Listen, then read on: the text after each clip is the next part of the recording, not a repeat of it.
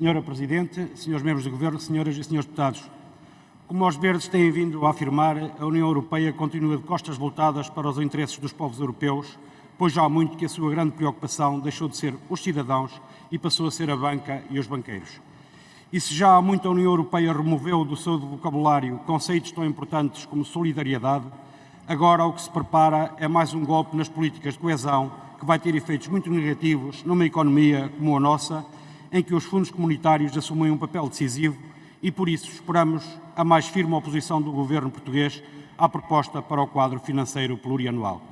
Aliás, esta proposta só vem confirmar que as causas sociais, mas também muitas ambientais, cada vez representam menos para a União Europeia. Por outro lado, o reforço do caminho de militarização da União Europeia, ligado à obsessiva criação de um exército comum num quadro de serviço à NATO, é mais um exemplo da secundarização das matérias sociais.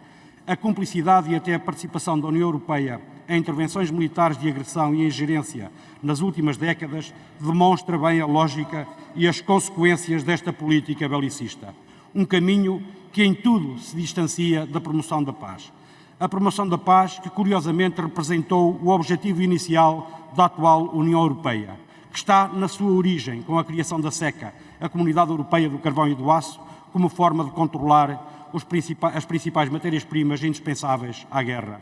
Esta União Europeia, que começou por ser construída com o objetivo de promover a paz, está agora transformada num sujeito ativo no que diz respeito ao financiamento militar. Por outro lado, a perspectiva do incremento desta componente militar implica o aumento da despesa com meios de defesa, ou melhor, de agressão, retirando capacidade de investir em áreas fulcrais para o bem-estar e a melhoria das condições de vida dos povos dos Estados-membros.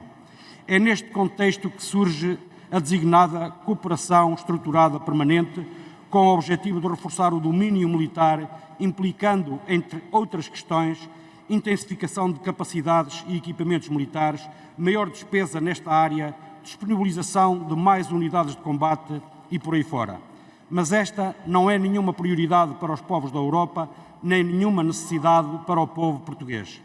Apesar de ser um negócio muito apetecível para a indústria militar, na qual, por exemplo, a Alemanha e a França têm interesse e para a qual convocam os demais Estados-membros a financiar. Para além disso, a cooperação estruturada permanente representa mais um passo significativo para a perda de soberania dos Estados e para a concentração do poder de decisão nas grandes potências da União Europeia ao nível da política externa e militar. Por isso, os verdes continuam a considerar que a Assembleia da República deveria ter-se oposto à adesão do nosso país à cooperação estruturada permanente, indo ao encontro daqueles que são os interesses do povo português, ou seja, defender uma Europa onde o desemprego e a pobreza dessem lugar à solidariedade, que consiga criar efetivos laços de coesão social, onde o serviço às grandes multinacionais dê lugar ao desenvolvimento sustentável, com solidariedade entre os povos e entre cidadãos, onde a construção do arsenal de agressão dê lugar a instrumentos de progresso que promovam a paz. Foi exatamente com esse propósito que os Verdes apresentaram em 2017 uma iniciativa legislativa para que esta Assembleia recomendasse ao Governo a não adesão de Portugal à cooperação estruturada permanente. Sucede que essa proposta, como de resto outras de outras bancadas, mas no mesmo sentido, não tiveram acolhimento por parte do PS, do PSD e do CDS. Seria, a nosso ver, um excelente contributo para a promoção da paz na Europa e no mundo, mas essas bancadas assim não entenderam. Disse.